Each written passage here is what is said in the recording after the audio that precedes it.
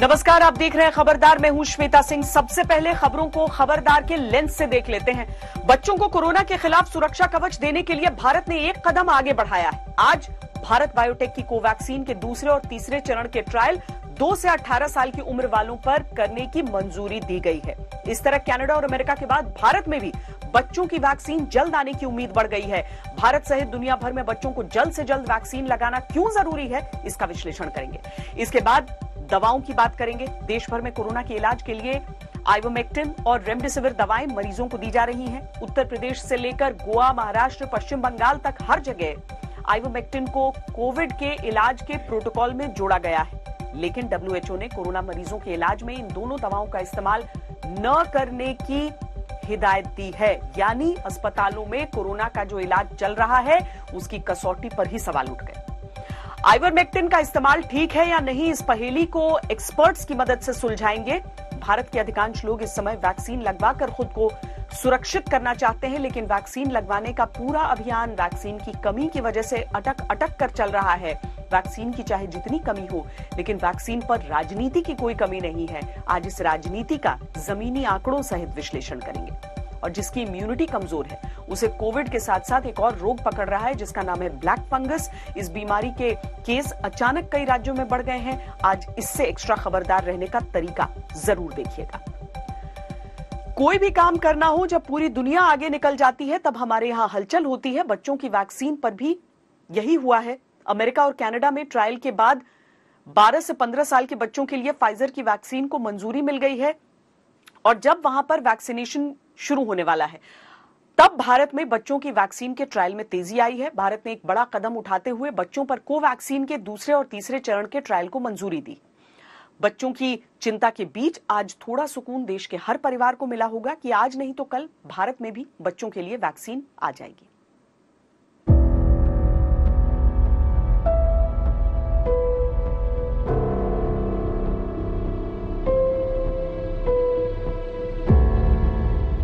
Corona से तबाही में देश के लोगों पर जो बीता है वो कोई भी परिवार अब अपने बच्चों पर बीतता नहीं देख सकता।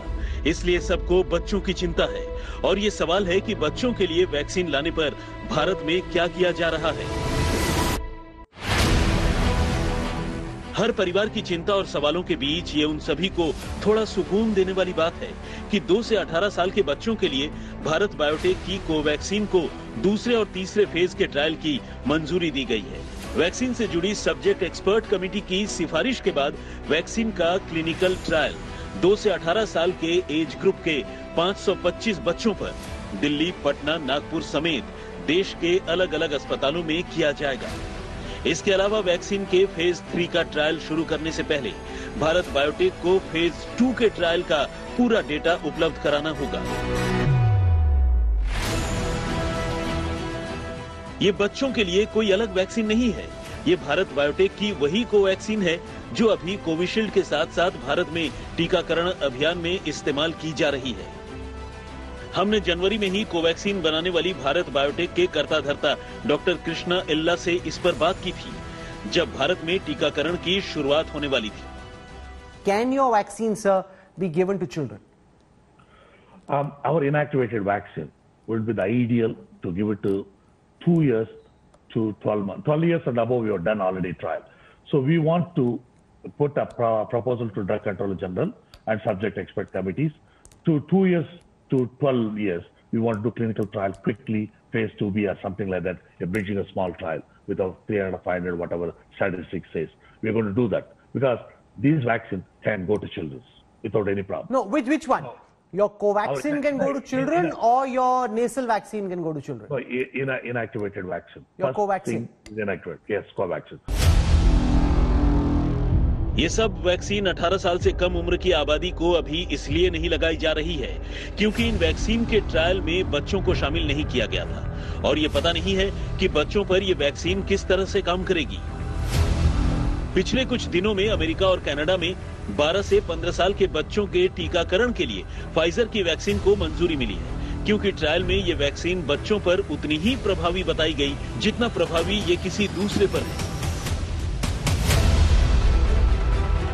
ये अच्छी बात है कि भारत ने अमेरिका और कनाडा जैसे कुछ देशों से सबक लिया और बच्चों के लिए वैक्सीन लाने की प्रक्रिया को तेज करने के कदम उठाए, क्योंकि अमेरिका और कनाडा जैसे देश तो इस पर काफी आगे बढ़ चुके हैं। वहां तो 12 से 15 साल के बच्चों का वैक्सीनेशन भी शुरू होने वाला है। पूरी दुनिया में बच्चों की वैक्सीन पर तेजी से काम हो रहा है। ब्रिटेन में एस्ट्राजेनेका 6 से 17 साल के बच्चों पर ट्रायल कर रही है।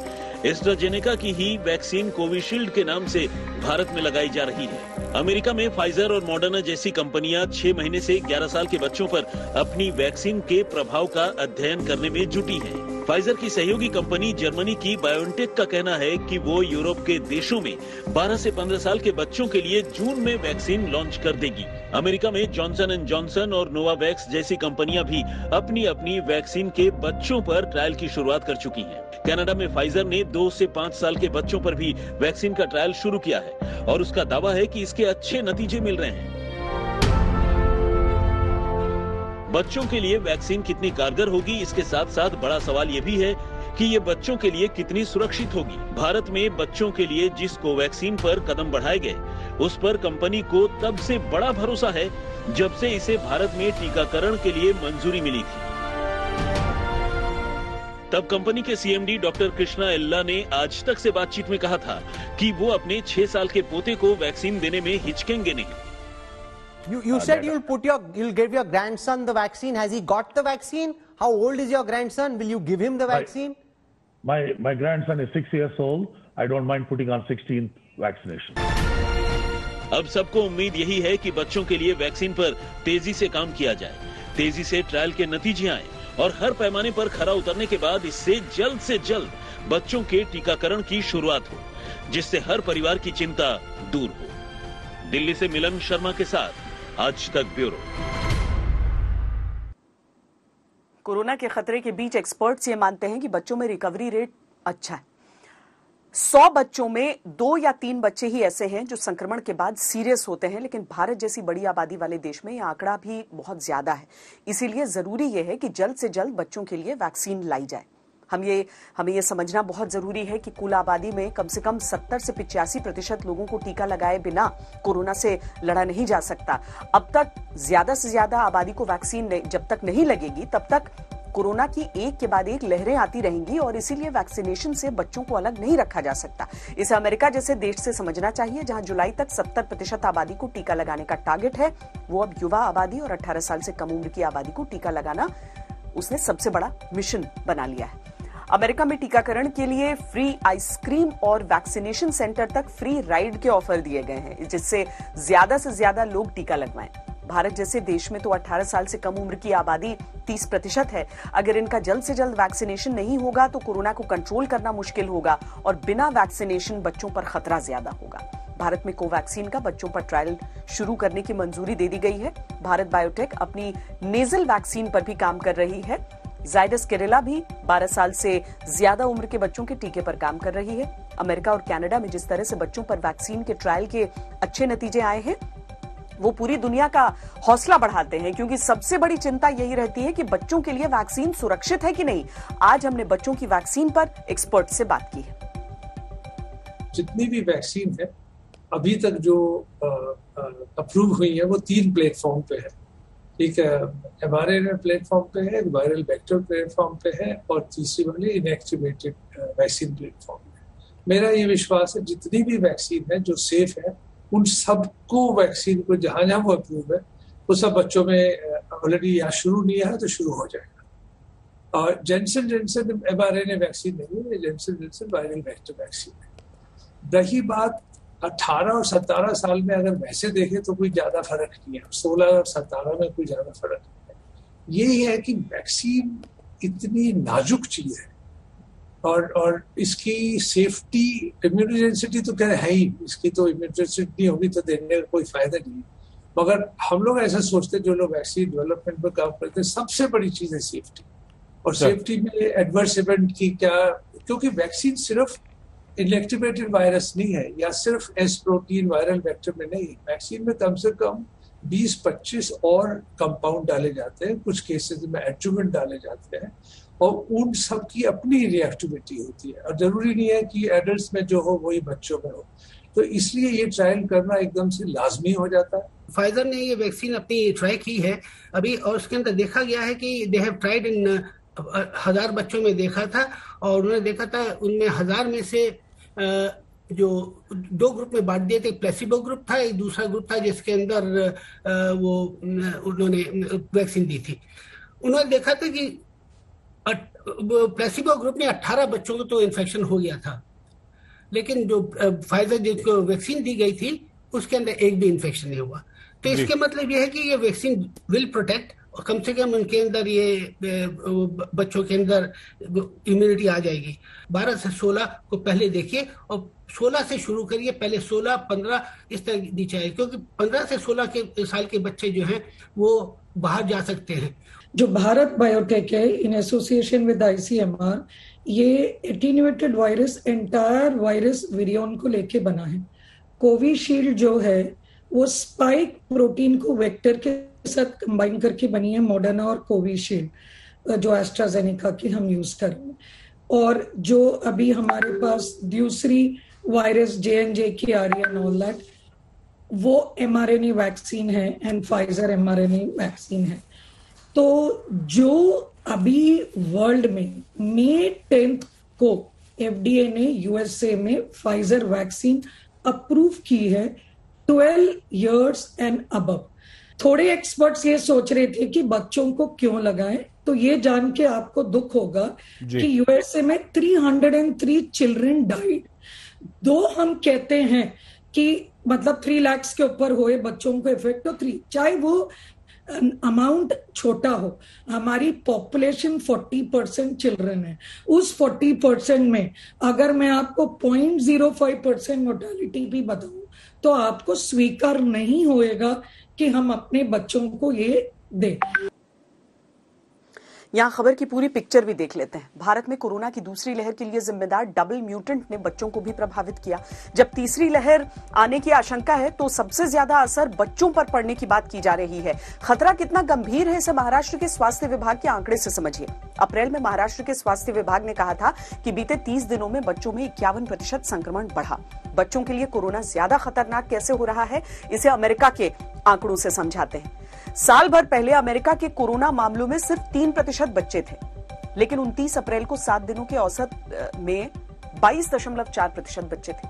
Indian council for medical research के आंकड़ों के अनुसार अब तक 10 साल से कम उम्र के 7,69,000 बच्चे भारत में कोरोना से पीड़ित हो चुके हैं, जबकि भारत में 11 से 20 साल के कोरोना प्रभावितों की संख्या करीब 20 लाख है। यूनिसेफ ने मार्च में एक रिपोर्ट दी थी। इसके अनुसार कोरोना से 5 साल से छोटे बच्चों की मौत सबसे ज्यादा भारत में हुई। स्वास्थ्य मंत्रालय के अनुसार 1 मार्च से 4 अप्रैल के बीच भारत के 5 सबसे ज्यादा कोरोना प्रभावित राज्यों में बच्चों की संख्या 79,688 थी। ये सारे आंकड़े बच्चों को लेकर रेड अलर्ट कर रहे हैं। अमेरिका 12 से 15 साल के अपने 1,70,00,000 बच्चों का वैक्सीनेशन जल्द शुरू करने वाला है, लेकिन भारत में 18 साल से कम उम्र के तकरीबन 45 करोड़ बच्चों का वैक्सीनेशन नंबर कब आएगा, इस पर अभी कोई बात नहीं हुई। कोरोना वायरस से बचाने वाली कोरोना वैक्सीन तो बन चुकी है, लेकिन अभी तक ऐसी कोई दवा नहीं आई है जो कोरोना मरीजों के इलाज में 100% कारगर हो। ऐसे में कोरोना के इलाज में उसके लक्षणों को कम करने वाली दवाएं इस्तेमाल हो रही हैं। भारत में जिन 2 दवाओं का सबसे अधिक इस्तेमाल कोरोना मरीजों के इलाज में हो रहा है वो है रेमडेसिविर और आइवरमेक्टिन। लेकिन कोरोना के इलाज में इन दवाओं की क्या और कितनी भूमिका है, इसको लेकर कई सवाल उठ रहे हैं। खासकर आइवरमेक्टिन को लेकर विश्व स्वास्थ्य संगठन ने तो इस दवा का प्रयोग न करने की हिदायत दी है। WHO ने ऐसा क्यों कहा है, ये समझने के लिए सबसे पहले आपको पता होना चाहिए कि आइवरमेक्टिन क्या है। आइवरमेक्टिन ऐसी दवा है जिसका प्रयोग पैरासिटिक इन्फेक्शंस के इलाज में होता है, जिसका इस्तेमाल पेट के इन्फेक्शन के इलाज में होता है। 1981 से इस्तेमाल होना शुरू हुई ये दवा WHO की आवश्यक दवाओं की सूची में शामिल है। कुछ रिसर्च में पाया गया कि कोरोना के खिलाफ ये दवा एंटीवायरल असर दिखाती है। देश भर में कोरोना के इलाज के लिए आइवरमेक्टिन के साथ साथ रेमडेसिविर इंजेक्शन भी मरीजों को दिया जा रहा है, लेकिन WHO ने कोरोना मरीजों के इलाज में आइवरमेक्टिन और रेमडेसिविर दोनों के ही इस्तेमाल को बंद करने की सलाह दी है। एक तरह से अस्पतालों में कोरोना का जो इलाज चल रहा है उसकी कसौटी पर ही सवाल उठ गए हैं। ऐसे में हमारी ये रिसर्च रिपोर्ट देखिए, इसमें कई शंकाओं का समाधान है।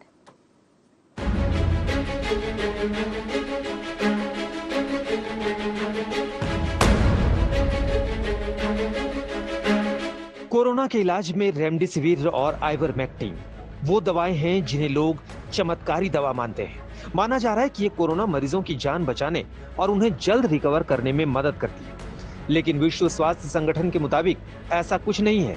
WHO कोरोना मरीजों में इन दवाओं के गलत इस्तेमाल को लेकर कई बार चेतावनी तक जारी कर चुका है। अगर रेमडेसिविर की बात करें तो WHO कह चुका है कि कोरोना मरीजों के लिए रेमडेसिविर के जीवन रक्षक दवा होने का कोई सबूत नहीं मिला है। रेमडेसिविर दवा लेने से कोरोना मरीज के वेंटिलेटर पर जाने की आशंका कम होने के भी सबूत नहीं है। रेमडेसिविर कोरोना मरीजों की मृत्यु के मामलों को कम करने में कारगर नहीं है। इसके बावजूद रेमडेसिविर की डिमांड इतनी ज्यादा है कि इस दवा की जमकर कालाबाजारी हो रही है। जो रेमडेसिविर जो दवाई है वो एक एबोला वायरस के लिए थी, उसको अब कोविड के लिए भी इस्तेमाल किया जा रहा है। और जो सबसे बड़ा ट्रायल था उसमें उनमें कोई भी मोर्टेलिटी बेनिफिट, यानी कि ये नहीं है कि उसमें ज्यादा देर जिंदा रह सकते हैं, वो बेनिफिट नहीं दिखाया गया था। कुछ हद तक हॉस्पिटल स्टे में जरूर फायदा था, लेकिन मोर्टेलिटी बेनिफिट नहीं था। फिर भी प्रिस्क्राइब करने के लिए जरूर करना होता है कई स्टेजेस में, लेकिन ओनली बाय द डॉक्टर्स। ये हो क्या रहा है कि ये दवाइयां हर कोई अपने घर में रख रहा है, जबकि ये दवाई हॉस्पिटल में ही दी जानी चाहिए रेमडेसिविर। तो हमें ये बात ध्यान रखना है कि ये सिर्फ पहले 10 दिन में ही काम करेगी रेमडेसिविर। ये वायरस को रेप्लिकेशन यानी मल्टीप्लाई करने से रोकती है। जब वायरस 10 दिन के बाद रेप्लिकेट कर ही नहीं रहा, फिर एंटीवायरल दवाई क्यों देनी? रेमडेसिविर की तरह ही जिस दवा की डिमांड सबसे ज्यादा है वो है आइवरमेक्टिन। इसे गोवा सरकार ने कोरोना मरीजों के इस्तेमाल के लिए आधिकारिक हरी झंडी दिखा दी है, जिसके बाद ही WHO की मुख्य वैज्ञानिक सौम्या स्वामीनाथन ने मंगलवार को एक ट्वीट में कहा, किसी नए लक्षण में जब कोई दवा इस्तेमाल करते हैं तो उसकी सुरक्षा और असर का ध्यान रखना जरूरी है। WHO सलाह देता है कि क्लिनिकल ट्रायल को छोड़कर कोरोना मरीज को यह दवा ना दी जाए। पिछले 6 महीने में ऐसा दूसरी बार है जब WHO ने आइवरमेक्टिन का इस्तेमाल कोरोना मरीजों पर ना करने की चेतावनी जारी की है। आइवरमेक्टिन दवा बनाने वाली जर्मन कंपनी मर्क ने खुद बयान जारी करके बताया है कि प्री क्लिनिकल स्टडीज में कोविड-19 के ट्रीटमेंट में इस दवा के चिकित्सीय प्रभाव का कोई वैज्ञानिक आधार नहीं है। कोविड के इलाज में इस दवा की सुरक्षा और प्रभावकारिता को लेकर भी कोई ठोस क्लिनिकल सबूत नहीं है। क्लिनिकल स्टडी में इसके इस्तेमाल में सुरक्षा को लेकर भी उम्मीद के मुताबिक रिजल्ट नहीं आए हैं। यानी रेमडेसिविर की तरह आइवरमेक्टिन भी कोविड मरीजों के लिए कोई रामबाण दवा नहीं है। हालांकि डॉक्टर्स मानते हैं कि ये कुछ लक्षणों को कम कर सकती है, लेकिन बिना डॉक्टरी सलाह के इन दवाओं को लेना मरीज की जान को खतरे में डाल सकता है। आइवरमेक्टिन ओरल दवाई है जिसका असर कुछ एंटीवायरल के लिए देखा गया है, लेकिन उसको रखना और लगातार लेना बिल्कुल नहीं है, क्योंकि साइड इफेक्ट्स हो सकते हैं। कुछ लोगों ने इसकी प्रोफिलैक्सिस की बात भी की है, कुछ स्टडीज में की है, लेकिन मेनली वो हेल्थ केयर वर्कर्स के लिए आता है जो मोर प्रोन होता है सीरियस इन्फेक्शन के लिए, उनको कहा जाता है। लेकिन हर किसी ने अपने घर में रखनी शुरू कर दिया, अपने आप ही लेना शुरू कर दिया है, कोई भी रेजिम बना के ले लिया है, वो ठीक नहीं है। ये दवाइयां हैं, कोई ये इसका साइड इफेक्ट्स भी हो सकते हैं, और होते हैं तो गंभीर रूप से हो सकते हैं।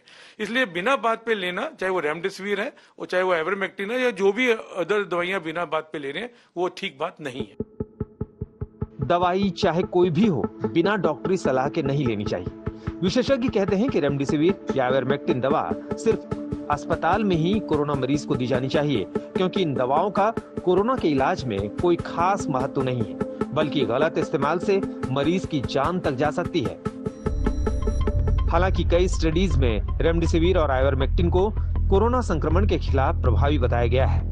देश में कई डॉक्टर्स कोरोना मरीजों के इलाज में इन दवाओं का इस्तेमाल कर रहे हैं। यहाँ तक कि केंद्रीय स्वास्थ्य मंत्रालय और Indian council of medical research के नेशनल कोविड टास्क फोर्स ने भी बीते महीने आइवरमेक्टिन दवा को हरी झंडी दी थी। लेकिन अब WHO की चेतावनी के बाद इन दोनों दवाओं को लेकर कंफ्यूजन बढ़ गया है। दुनिया का सबसे बड़ा वैक्सीनेशन प्रोग्राम अब वैक्सीन के सूखे का शिकार हो चुका है। आप देश में कहीं भी जाकर इसका अनुभव ले सकते हैं। वैक्सीन खत्म होने से या तो वैक्सीनेशन सेंटर्स पर ताले लग चुके हैं या फिर गिने चुने लोगों को ही वैक्सीन लग पा रही है। और अगर वैक्सीन का ये संकट जल्दी खत्म नहीं हुआ तो डर है कि कहीं देश में वैक्सीन के अकाल की स्थिति न पैदा हो जाए। ये डर कई राज्य सरकारों ने जताना शुरू भी कर दिया है। तो आखिर वो कौन सी वजह है जो दुनिया के सबसे बड़े वैक्सीनेशन प्रोग्राम में अड़ंगा लगाने के लिए जिम्मेदार है? क्योंकि राज्य सरकारें भले कह रही हों कि वैक्सीन कम है, लेकिन केंद्र सरकार अब भी यही कह रही है कि देश के वैक्सीनेशन प्रोग्राम में दम है।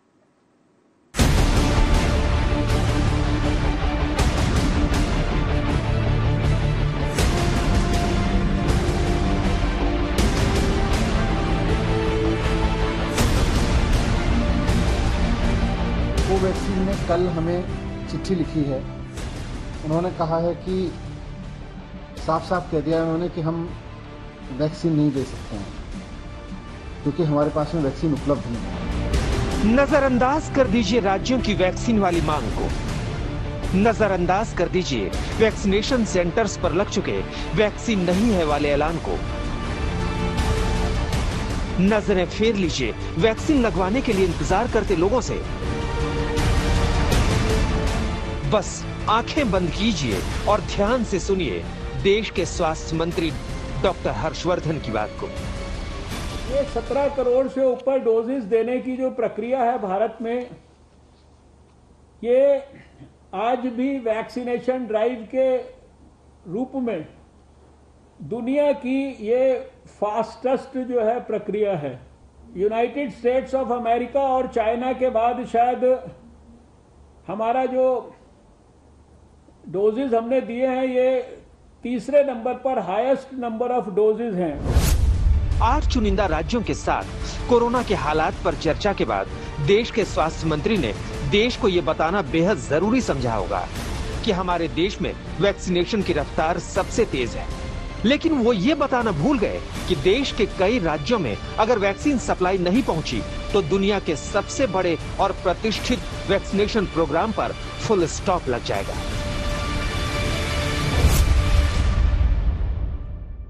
राजस्थान में जिस तरह से वैक्सीन की कमी है और वैक्सीन लगाने वालों की भीड़ लग रही है वैक्सीनेशन सेंटर पर, ये देखिए आपको दिखाना चाहते हैं किस तरह से लोग यहाँ पर भीड़ लगाए हुए हैं।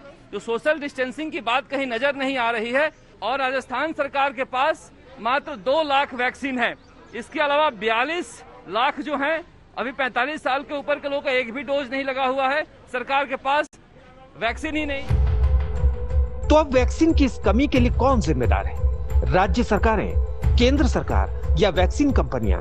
ये समझने के लिए जरूरी है कि आप ये समझें कि वैक्सीन की डोज का आवंटन कैसे हो रहा है। तो प्रक्रिया ये है कि 45 साल से अधिक उम्र के लोगों को लगाने के लिए केंद्र सरकार राज्यों को वैक्सीन डोज मुहैया कराती है, जबकि 18 से 44 साल वालों के लिए राज्य को खुद वैक्सीन की खरीद करनी पड़ती है।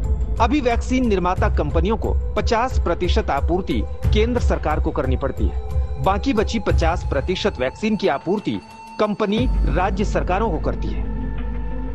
लेकिन कोवैक्सीन बनाने वाली भारत बायोटेक ने दिल्ली को वैक्सीन की सप्लाई देने से हाथ खड़े कर दिए हैं।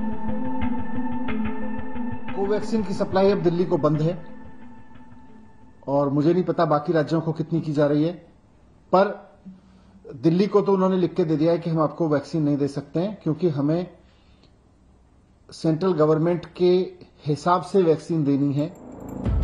तो ये हाल देश की राजधानी दिल्ली का है, जहां 18 से 44 साल के लोगों का वैक्सीनेशन बंद हो चुका है और अगर कोविशील्ड की डोज नहीं मिली तो 2-3 दिन में वैक्सीनेशन सेंटर्स पर ताले लटक जाएंगे। और ये सिर्फ दिल्ली की बात नहीं है, बल्कि ज्यादातर राज्यों में यही हाल है, जिनमें बीजेपी शासित राज्य भी शामिल है। लेकिन केंद्र सरकार इसको लेकर कितनी ज्यादा चिंतित है, इसका अंदाजा इस बात से लगता है कि राज्य सरकारों के सवालों का जवाब बीजेपी के राष्ट्रीय प्रवक्ता दे रहे हैं। मतलब आपने हमें कहा कि आपने 26 तारीख से प्लान किया, मन बनाया और उसके बाद आपने चिट्ठी लिखी 7 मई को, जवाब मिला 11 मई को और चिट्ठी भी 7 मई को क्या लिखा? हमारा इंटरेस्ट है, हमारे मन में इच्छा है कि हम खरीदें। इच्छा से नहीं होती है, नेगोशिएशन के कुछ फंडे होते हैं। मुझे कष्ट हो रहा है ये कहते हुए। नेगोशिएशन में एडवांस पेमेंट करना होता है, जो आपने खुद माना है कि आपने एडवांस पेमेंट नहीं किया है। इस प्रकार से ऑर्डर प्लेस होते हैं जो आपने नहीं किया। सत्ताधारी पार्टी बीजेपी के राष्ट्रीय प्रवक्ता से ये उम्मीद नहीं की जा सकती कि वो राज्य सरकारों के सवालों का जवाब दें, क्योंकि जवाब देने की जिम्मेदारी तो केंद्र सरकार की है, जिसने सुप्रीम कोर्ट को बता दिया है कि मई में सरकार को कुल 8.5 करोड़ खुराकें मिलने की उम्मीद है। इनमें से 50% आपूर्ति केंद्र सरकार अपने पास रखेगी। बाकी बची आपूर्ति में से आधी राज्यों को और आधी निजी क्षेत्र के अस्पतालों को दी जाएगी। यानी मई में 18 से 44 वर्ष आयु वाले लोगों को लगाने के लिए राज्य सरकारों को सिर्फ 2 करोड़ डोज मिलेंगी। केंद्र सरकार ने अपने हलफनामे में वैक्सीन उत्पादन क्षमता बढ़ाने की उम्मीद जताई है, लेकिन जुलाई के बाद भारत सरकार ने इन दोनों कंपनियों को बैठा करके, किनको, भारत बायोटेक को और पेनेसिया को बैठा करके बात की है कि आप दोनों किसी भी कीमत पे मिल करके आप प्रोडक्शन बढ़ाओ। दोनों में बातचीत चल रही है, यथाशीघ्र इस पे हम आगे बढ़ेंगे। 3-4 जो PSUs हैं, उन PSUs को भी भारत सरकार और ICMR ने खास करके उनको कहा है कि आपको वैक्सीन का जो है निर्माण बढ़ाइए, प्रोडक्शन बढ़ाइए। तो देश में वैक्सीन की डिमांड एंड सप्लाई के इस पूरे गणित को समझने के बाद अब आप खुद तय कीजिए कि आपको इस बात से खुश होना है कि आज भी भारत में वैक्सीनेशन की रफ्तार सबसे तेज है, या इस बात पर चिंतित होना है कि कोरोना की वैक्सीन जो आज है वो कल हो ना हो। दिल्ली से हिमांशु मिश्रा के साथ आज तक ब्यूरो। कोरोना का कहर देश पर अभी भी टूट रहा है और अब ब्लैक फंगस का संक्रमण भी तेजी से फैल रहा है। कई राज्यों से रिपोर्ट आ रही है कि ब्लैक फंगस लोगों को गंभीर रूप से बीमार कर रहा है। यह बीमारी उन लोगों को खास तौर पर अपने शिकंजे में ले रही है जो कोरोना से हाल ही में रिकवर हुए हैं। इलाज में जरा भी देरी हुई तो ये बीमारी लोगों की आंखों की रोशनी खत्म कर रही है, और अगर ये फंगस दिमाग तक पहुंच जाए तो बचना मुश्किल हो रहा है।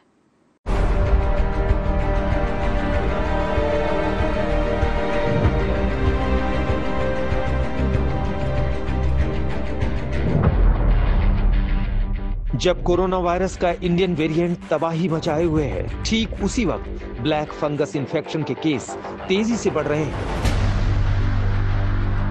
मध्य प्रदेश में अब तक ब्लैक फंगस के 50 केस मिले हैं। गुजरात में 700 से ज्यादा मामले सामने आए हैं। राजस्थान में पिछले 5 दिनों में 60 ब्लैक फंगस के मरीज मिले हैं। महाराष्ट्र में कोरोना के बाद सैकड़ों मरीजों में ब्लैक फंगस फैल रहा है।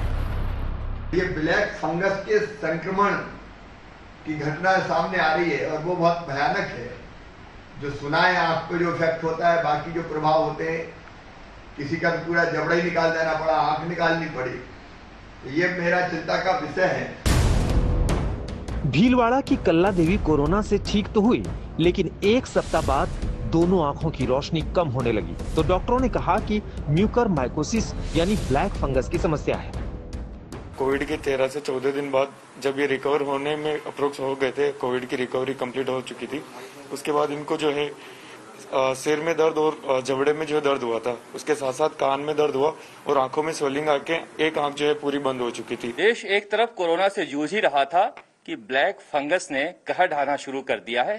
म्यूकोरमाइकोसिस नाम की बीमारी की वजह से लोग लगातार अस्पताल में पहुंच रहे हैं।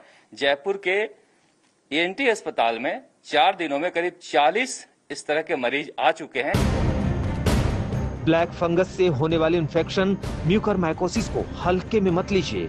ये एक बेहद दुर्लभ संक्रमण है। आमतौर पर इन्फेक्शन नाक से शुरू होकर आंख और दिमाग तक पहुंचता है। अगर इसे शुरुआत में ही डिटेक्ट कर लिया जाए तो मरीज ठीक हो सकता है, लेकिन अगर देरी हुई तो न सिर्फ जानलेवा है, बल्कि जो बच रहे हैं उनकी आंखों की रोशनी जाने का खतरा बना हुआ है। ये कितना खतरनाक है, इसका अंदाजा इसी से लगाया जा सकता है कि दिमाग में इसके पहुंचने पर मरीज की मौत होने की आशंका 70 से 80% तक होती है। ऑपरेशन के बाद भी मरीज को बचाना बेहद मुश्किल है। 20% लोगों को ये दिमाग में भी फैल चुकी है, उनका इलाज ऑलमोस्ट नामुमकिन है। कोशिश जारी है, फंगस की दवाई काम करे, लेकिन बहुत मुश्किल है।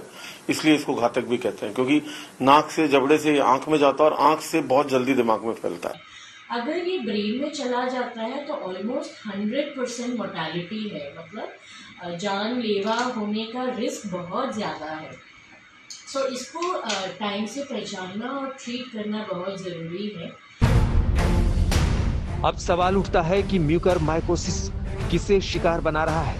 मोटे तौर पर जिस भी व्यक्ति की इम्यूनिटी यानी रोग प्रतिरोधक क्षमता बेहद कमजोर है, वो इसकी चपेट में आ रहा है, और यही बात इसे कोविड मरीजों से जोड़ती है। सबको मालूम है कि जो कोरोना से ठीक हुए हैं उनकी इम्यूनिटी कमजोर पड़ जाती है, यानी ब्लैक फंगस 3 तरह के मरीजों को अपना शिकार बना रहा है।